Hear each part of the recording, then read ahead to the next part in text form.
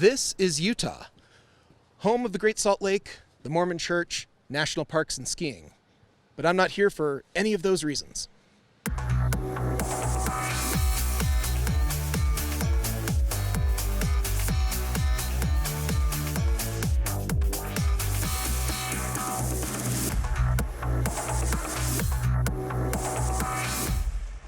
The reason I'm in snowy Utah is, of course, the Sundance Film Festival, one of the most popular festivals in the world. Taking place each January, the 2016 festival selected 123 feature-length films representing 37 different countries. More than a third of these films were from first-time filmmakers, including 30 in competition. Right now you might be thinking, hey, Ilya, usually I just hear your voice. Why are you standing in front of a camera?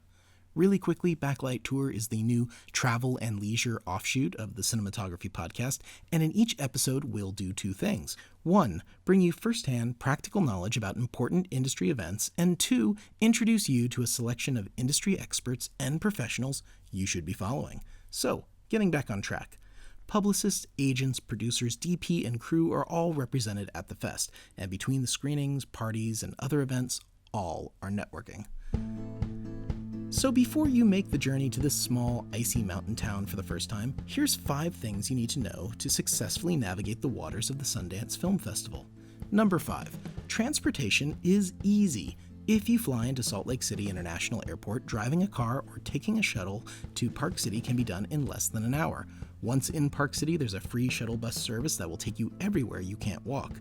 Free parking is nearly impossible, and the paid parking is expensive and a hassle. So save yourself the headache and plan to take shuttles, a taxi, or Uber, and you'll be much happier. Number 4, housing is not cheap, and it fills up fast. You'll want to be making your travel plans early. I recommend November. There's a lot of vacation rentals by owner, so if you like services like Airbnb, you've got options.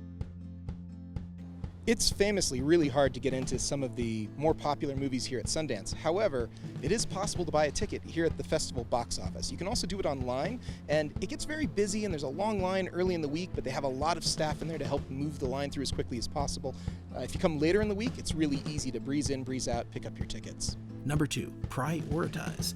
If your top priority is to be social, there are more parties and events in the first 3 days than the last 7. If your top priority is seeing movies, plan to arrive during the second half of the fest. Almost every movie screens during the second half, and if you want to see the jury and audience award winners, they all get screened again over the last 48 hours. And the number 1 thing to know is there are unexpected, surprising, and fun things going on during the day.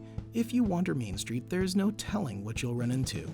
Half-naked guy wearing a wolf mask, getting to meet giant birds of prey, and perhaps most common and fun, live music. Who do you think you are?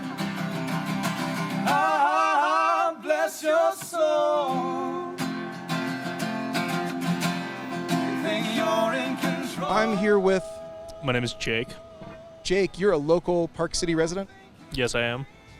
And Jake, what is it like when the Sundance Film Festival comes to town? It's really cool. I mean, we're kind of like a small little mountain town, and otherwise we wouldn't really get like all of this experience. Like yesterday, I was like at the Sunita rapping thing.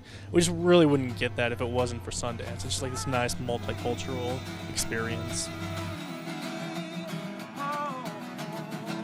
The last night of Sundance is always on a Sunday.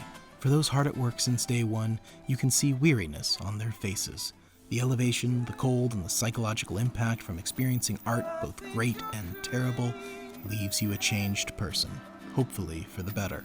If you are planning on making the trip, a little preparation means smooth sailing and an easy return to the business of your daily life. I'm Ilya Friedman, and this is the Cinematography podcast, Backlight Tour.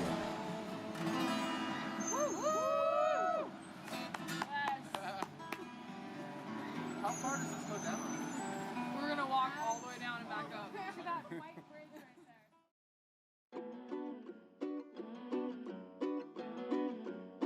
there. So I'm here with Kirsten Johnson. I'm sitting down with filmmaker, producer Jacques Telemaque. I'm here with Mark Stolaroff, head of the No Budget Film School. I said that correctly? Yes, but yeah, you pronounced No Budget in film school correctly.